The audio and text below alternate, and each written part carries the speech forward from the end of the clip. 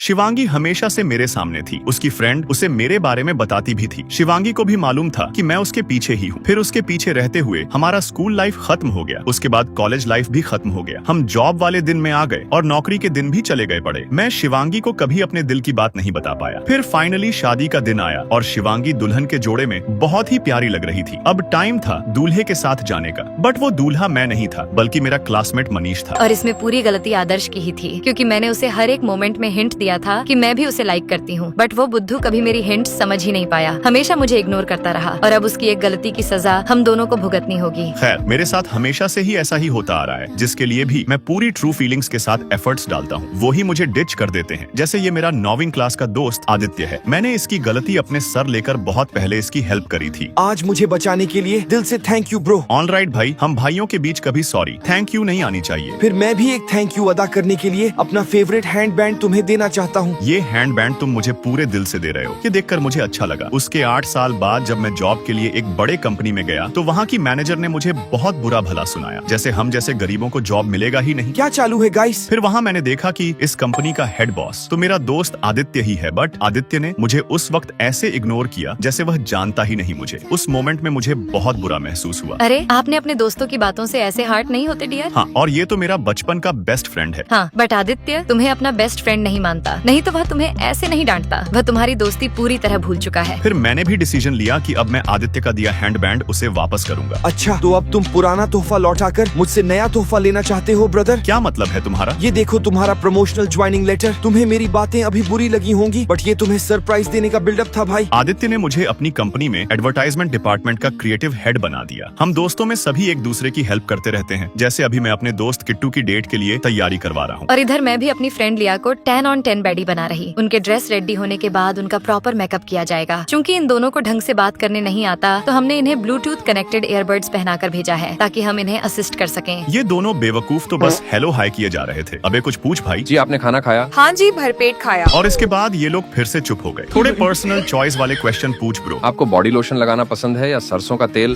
ये कैसा अजीब क्वेश्चन था यार। मुझे बॉडी लोशन पसंद है डियर। आप आम का अचार खाती हो ना? जी हाँ। सुनकर अच्छा लगा। उन दोनों की नजदीकियां तो आराम से बढ़ रही हैं, बट हम दोनों छिपते छिपाते भी एकदम से पास आ गए। अच्छा, तो तुम अपनी फ्रेंड लिया को गाइड करने आई हो। हाँ, बिल्कुल वैसे ही जैसे तुम अपने किट्टू भाई के पास आए हो। और अब हम इन्हें मिलाकर ही रहेंगे। हम दोनों साथ में काम करेंगे। हाँ जी, मैं अपनी पोजीशन पे हूँ। तुम्हें दोनों दिख रहे हैं ना? दोनों ठीक मेरी आंखों के सामने है, बट आज लाइब्रेरी में भी कुछ खास बात नहीं बन पाई। इसलिए मैंने लिया से बोला कि जाके सीधा किट्टू की बाहों में गिर जाना। पूरा पिक्चर सही जा रहा था, बट प्लॉट ट्विस्ट आ गया लिया की जगह किट्टू ही गिर पड़ा।